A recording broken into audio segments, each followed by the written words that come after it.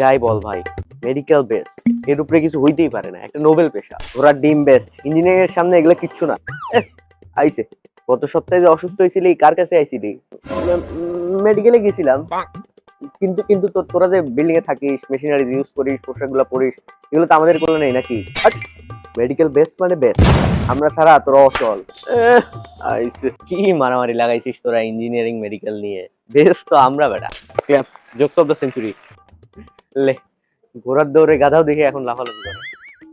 আরে বলো, তোরা যে মানুষের গলায় পাড়া দিয়ে টাকা পয়সা ইনকাম করিস, এগুলো ক্যালকুলেট ম্যানেজমেন্ট করবে কে? হ্যাঁ, অ্যাকাউন্ট ম্যানেজমেন্ট ফাইন্যান্স এগুলো তো আমার হাতে।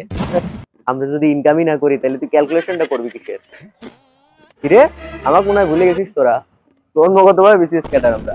ওরকম দুই চারটে সরকারি চাকরি পকেটে নিয়ে ঘুরি, পকেটে। আর কিছু মনে করাবো?